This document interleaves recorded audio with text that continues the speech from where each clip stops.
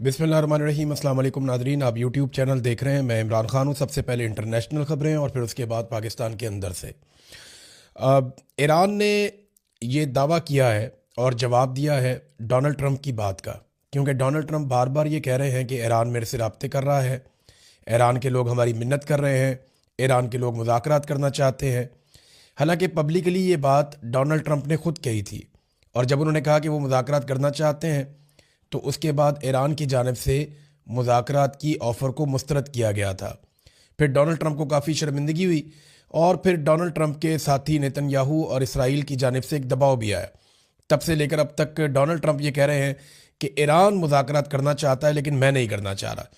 Iran ने कहा कि हमने जंग बंदी की कोई दरख्वास्त नहीं की, अमेरिका से बातचीत को हम मुस्तरद करते हैं। अमेरिका ने बातचीत और मुज़ाकरात का मौका ज़ाया कर दिया और हमें धोखा दिया। ज़मीनी हमले के मुंतज़िर हैं कि हम पर ज़मीनी हमला किया जाए और उसके लिए हम अपने आप को तैयार कर रहे हैं। ये ईरानी वज़ीर ख़ारजा अराक़ची का स्टेटमेंट है जो उन्होंने गुज़िश्ता दिन दिया। अच्छा, ट्रंप के बकौल उन्होंने ईरान की फ़िज़ाई और बहरी क़ुव्वत को मुकम्मल तौर पर तबाह किया है। ये डोनाल्ड ट्रंप ने दावा किया। ये फ़िज़ाई क़ुव्वत तो ना होने के बराबर थी, और समंदर के अंदर दावा तो डोनाल्ड ट्रंप कर रहे हैं, लेकिन ईरान ये कहता है कि हम तबाही फेर रहे हैं, हम अटैक कर रहे हैं। एक अमेरिकी ऑयल टैंकर को भी निशाना बनाया ईरान ने, और वो जो निशाना बनाते हैं उसके बाद फुटेज भी जारी करते हैं, वो बताते हैं कि हमने ये किया।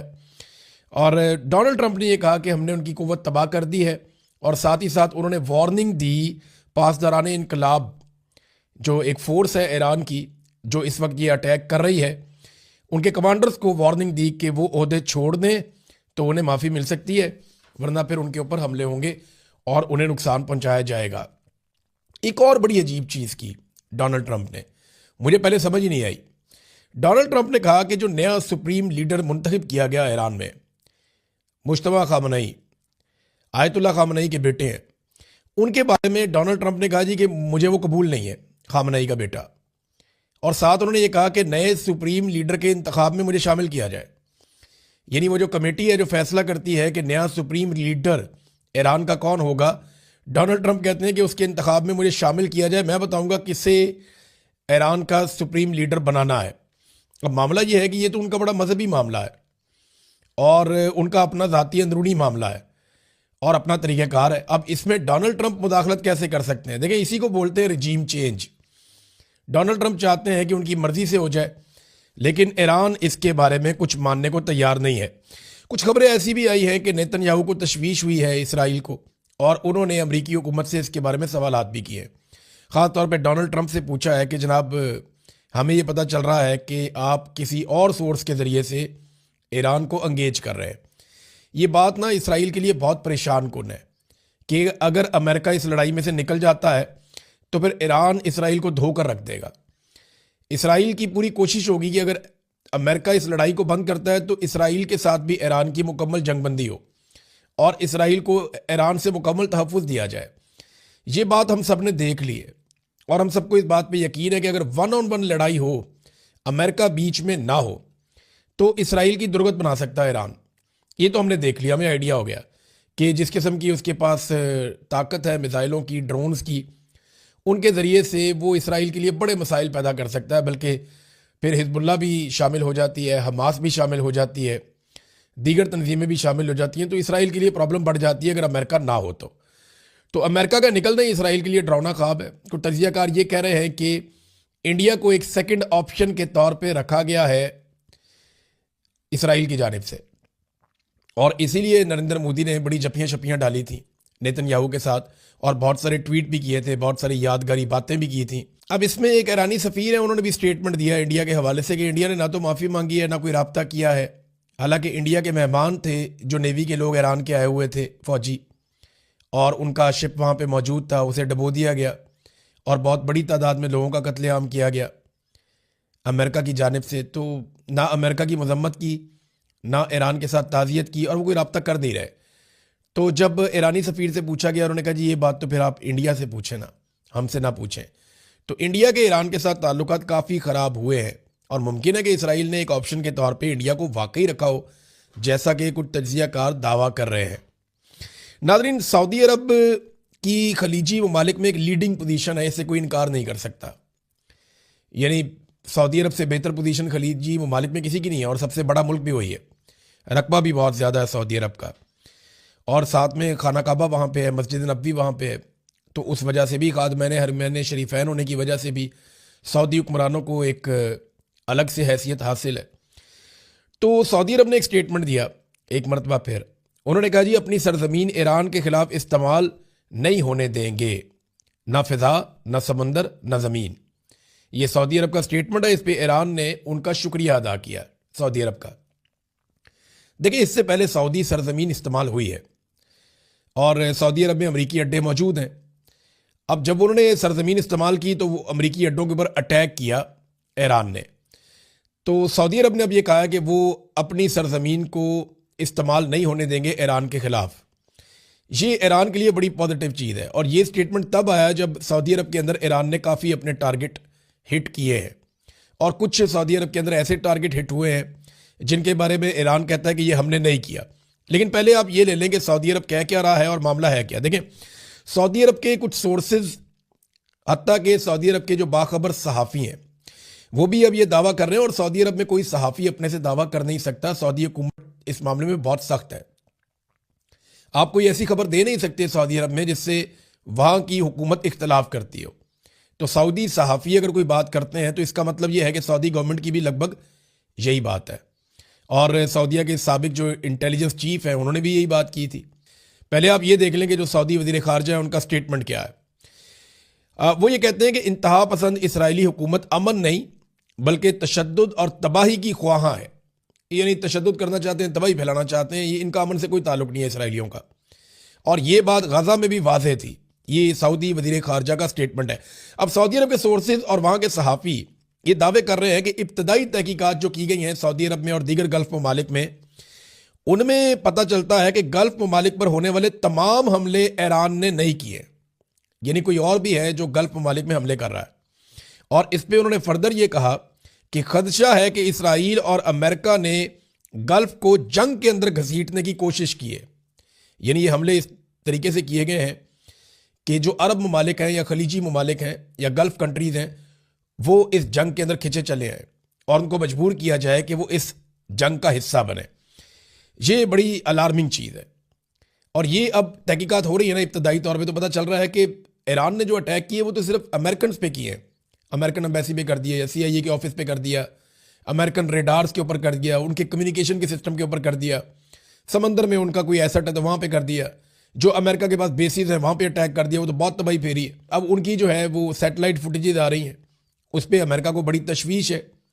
अब चीन भी वो सैटेलाइट रखता है, रशिया भी रखता है, तो दुनिया को मिल तो जाती है। CNN से बहुत तंग है, कुछ और मीडिया हाउसेज हैं, अल जजीरा, उनसे वो बहुत तंग है कि ये पूरी दुनिया को दिखा रहे हैं कि अमेरिकन बेसिस को तबाह किया गया है ड्रोन से और मिसाइलों से। तो ये अमेरिका के लिए जो सुपर पावर अपने आप को कहता है उसके लिए इसमें सुबकी और शर्मिंदगी वाली बात तो है। एक और नाज़रीन बड़ी तशवीशनाक खबर आई है, ये अमेरिका से आई है। इससे पहले मैंने कुछ इसराइलियों को ये बात करते हुए सुना भी और उनके मैंने क्लिप्स देखे। उसके बाद जो अमरीकी सहाफ़ी हैं जिनका मैंने पहले भी जिक्र किया था, ये टक्कर कार्लसन, इन्होंने एक बड़ी अलार्मिंग किस्म की खबर दी है। और ये खबर पहले भी मौजूद थी, लेकिन अब क्योंकि इसकी तस्दीक होती चली जा रही है तो मैं आपके साथ शेयर कर रहा हूँ कि मस्जिद अक्सा को शहीद करने का मनसूबा है।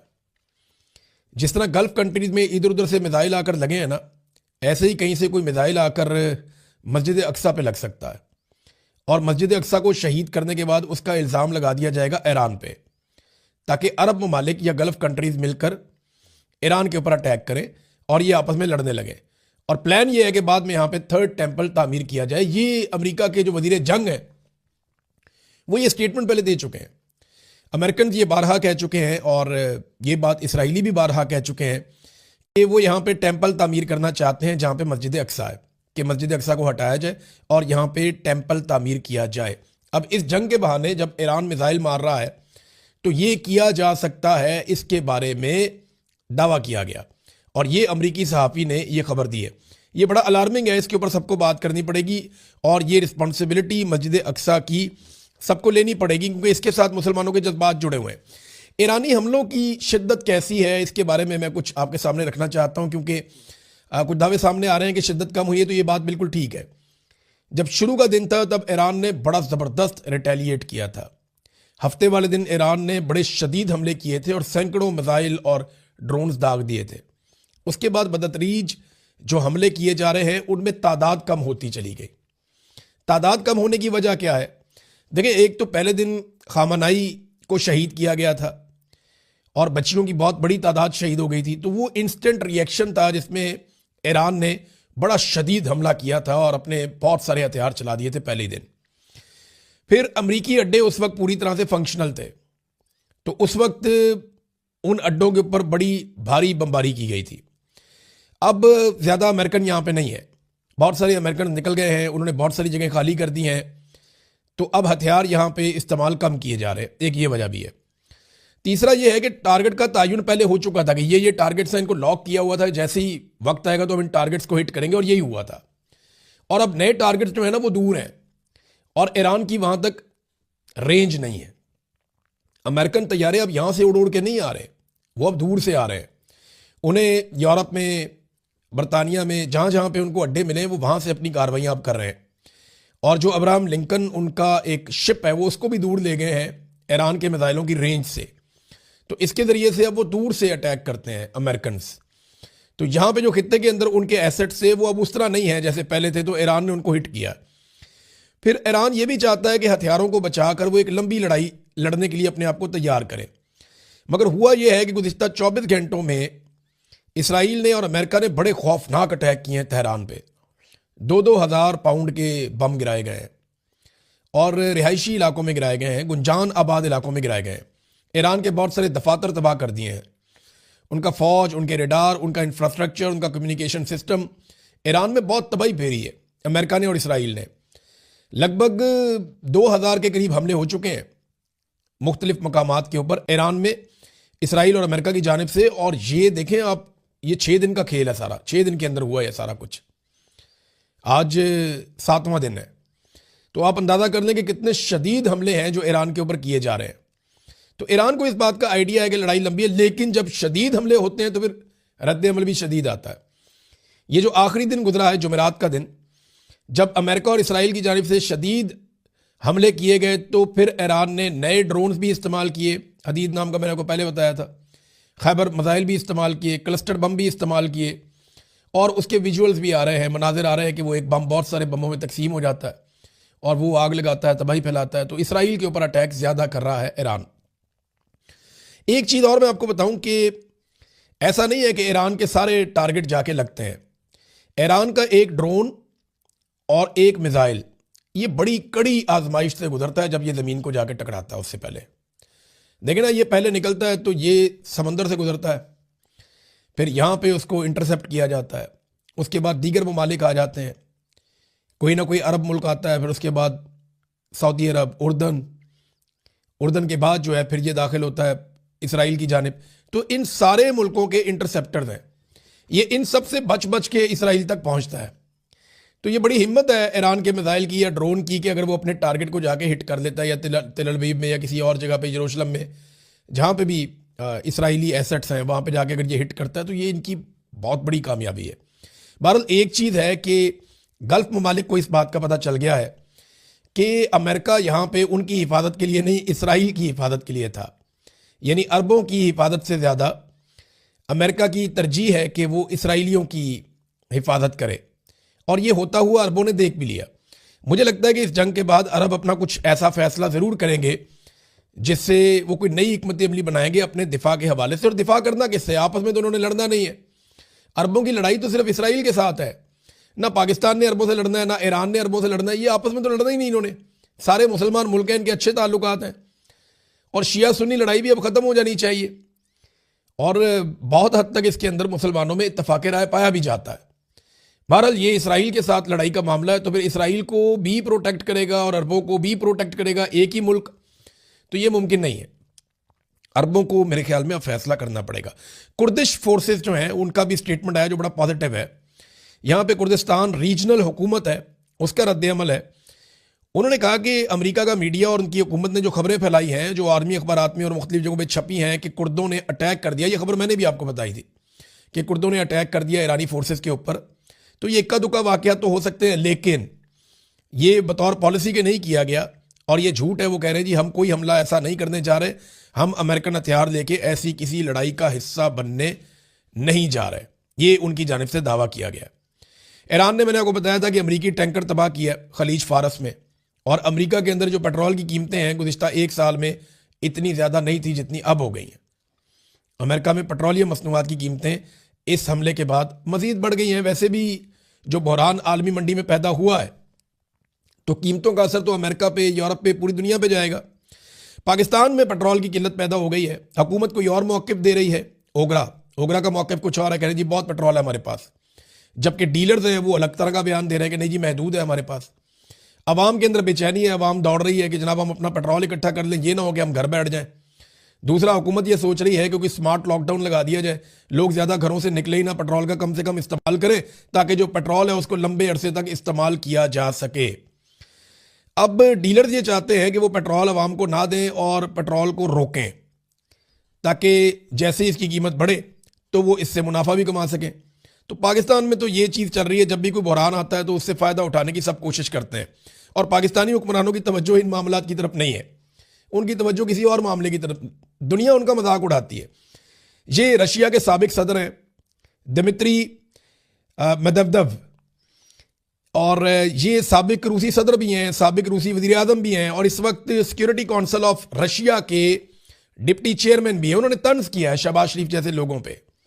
तंज करते हुए उन्होंने क्या कहा, जरा ये आप सुने। इन्होंने तंज करते हुए कहा कि जनाब क्यों ना डोनाल्ड ट्रंप को अमन का नोबेल इनाम दे दिया जाए, जंगें शुरू करने पे, मासूमों को कत्ल करने पे। तो दुनिया पाकिस्तान के ऊपर तंज कर रही है, लेकिन पाकिस्तान को समझ नहीं आ रही, और पाकिस्तानी हुक्मरान इस बात के लिए बिल्कुल आमादा नहीं है, फील्ड मार्शल आसिम मुनीर और शहबाज शरीफ, के डोनाल्ड ट्रंप से जो अमन के नोबेल इनाम की नामजदगी है वो पाकिस्तान वापस ले। पाकिस्तान ये करने के लिए तैयार नहीं है। न्यूयॉर्क टाइम ने अपनी रिपोर्ट में हवाले देकर यह साबित किया है कि जो मिनाब स्कूल के ऊपर अटैक किया गया, बच्चियों का स्कूल है जहाँ पे 170 के करीब बच्चियां शहीद हो गई थी और 60 के करीब अस्पतालों में पड़ी हुई हैं। ये बहुत बड़ा कत्लेआम है। अब ये न्यूयॉर्क टाइम ने साबित किया कि ये हमला इसराइल ने नहीं किया था। सरकारी बयानात का तज्जिया किया उन्होंने। जनरल केन ने इस बात की तस्दीक की है कि उस दिन ईरान के उस इलाके में अमेरिका ने कार्रवाई की थी। पेंटागन के नक्शे भी इस बात की तस्दीक कर रहे हैं, और इसराइली हुकाम कह रहे हैं कि हमने तो यहाँ कार्रवाई नहीं की थी। तो ये अमेरिका ने कार्रवाई की थी, क्योंकि 2016 तक ये एक फौजी अड्डे का हिस्सा था ये स्कूल, लेकिन 2016 के बाद इसकी सिचुएशन बदल गई थी। आज 10 साल के बाद अमेरिका ने वहां अटैक कर दिया और मासूम बच्चियों को शहीद कर दिया। लेकिन शहबाज शरीफ अमन के नोबेल इनाम की नामजदगी कभी वापस नहीं लेगा। सूरत-ए-हाल इनकी ये हो गई है कि पाकिस्तान तहरीक इंसाफ ने इसराइल के खिलाफ करारदाद पेश करने की बात की और नून लीग और पीपल्स पार्टी असेंबली से भाग गए। यानी करारदाद पेश करने की उन्होंने बात की, हम करारदाद पेश करना चाहते हैं, वो दौड़ गए असेंबली से, क्योंकि मुत्तफिका तौर पे मंजूर करवानी पड़नी थी ना, या पूरे पाकिस्तान के सामने नंगे हो जाते। और डर इस बात का भी था कि पाकिस्तान तहरीक इंसाफ अपनी करारदाद में अमेरिका और इसराइल दोनों की मजम्मत करते और नून लीग और पीपल्स पार्टी को वहां पे मौक़िफ़ देना पड़ता, या वो इस करारदाद के हक में वोट ना देते तो अवाम के सामने जलील होते, और अगर वोट देते तो डोनाल्ड ट्रंप से जूते खाते। तो ये बेचारों की बहुत बुरी सूरत हाल है। बिलावल जो है वो चुप करके बैठ गया जब पूछा गया कि डोनाल्ड ट्रंप का नोबेल इनाम। मरियम नवाज ने काफ़ी बहरहाल सबूत दिया ढिठाई का, और उन्होंने ढिठाई के साथ कहा बच्चियां शहीद हो गई, इतनी तबाही फैल गई दुनिया के अंदर, 7 जंगें छेड़ दी इस आदमी ने। लेकिन मरियम नवाज ने बड़े आराम से कहा कि शहबाज शरीफ जो कर रहे हैं अच्छा कर रहे हैं। अच्छा, पाकिस्तान में बहुत सारे लोग जो है ना वो इसकी तारीफें कर रहे हैं, देखिए हम कितने अच्छे जूते पॉलिश करते हैं, पाकिस्तान को लड़ाई से बचा रहे हैं। नहीं, वो पाकिस्तान को लड़ाई से बचाने के लिए जूते पॉलिश नहीं कर रहे, वो अपनी हुकूमत बचाने के लिए और अपना किया हुआ जुल्म छुपाने के लिए, इमरान खान को जेल में रखने के लिए जूते पॉलिश कर रहे हैं। इनका कोई अमल इमरान खान के बगैर नहीं है। हर आईनी तरमीम, हर फैसला, हर चीज़ जो भी कानून साजी ये करते हैं इमरान खान की वजह से करते हैं। एस्टेब्लिशमेंट का मसला आज भी इमरान खान है। डॉक्टरों की मौजूदगी में इमरान खान ने कहा है कि ये गीदड़ है, और ये पाकिस्तान की एस्टेब्लिशमेंट को सबको मुखातिब करते हुए इमरान खान साहब ने गीदड़ से इनको तशबीह दी है। कुछ सोर्सेज ये भी बताते हैं, मुझे थोड़े दिन पहले एक दोस्त हैं वो कुछ लोगों से मिलकर आए पाकिस्तान से, और उन्होंने मुझे बड़ी राजदारी से एक चीज़ बताई थी, मैं उनका नाम नहीं लेता, लेकिन उन्होंने बताया कि इमरान खान साहब जेल मुलाकातों में आसिम मुनीर साहब के बारे में कुछ इस तरह से बात करते हैं जिससे खौफ पैदा हो जाता है। क्योंकि इमरान खान साहब बिल्कुल डरे हुए नहीं है, वो बड़े बेबाक होकर बात करते हैं, हालांकि उनके लोग बाहर आके उस तरह बात नहीं करते। और आसिम मुनीर के बारे में इमरान खान साहब ने जिस अंदाज में बात की है, वो रिकॉर्डिंग्स तो मौजूद है उन लोगों के पास, तो उसके सुनने के बाद जो है वो खौफ पैदा हो जाता है। ये बहुत करीबी सोर्सेज ने बताया था। इमरान खान साहब ना अल्लाह रब्बुल इज़्ज़त पे तवक्कल करके जेल काट रहे हैं।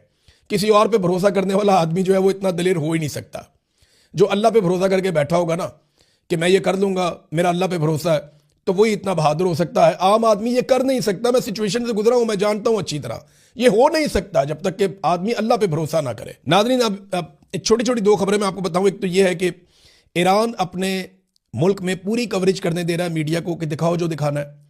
इसराइल आलमी मीडिया को मना कर रहा है कि आप हमारी तबाही और बर्बादी जो ईरान ने फेरी है वो ना दिखाएं।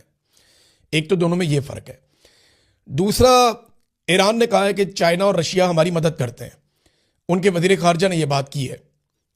और चाइना की जानिब से, उनकी पब्लिक की जानिब से बार बार ऑफर की जा रही है एम्बेसी के स्टाफ को टेलीफोन करके कि वो अतिये देना चाहते हैं, वो पैसों के जरिए से ईरान की मदद करना चाहते हैं।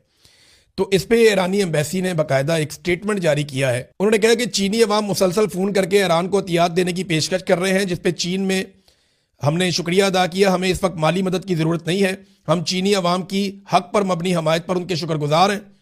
इस वक्त माली इमदाद कबूल नहीं की जाएगी। चीन में इस्लामी जमहूरिया ईरान का सफारतखाना महज़्ज़ब और इंसाफ पसंद चीन के अवाम का तहे दिल से शुक्रिया अदा करता है। देखें दुनिया किधर खड़ी है, चाइना किधर खड़ा है और अमेरिका के साथ क्या हो रहा है।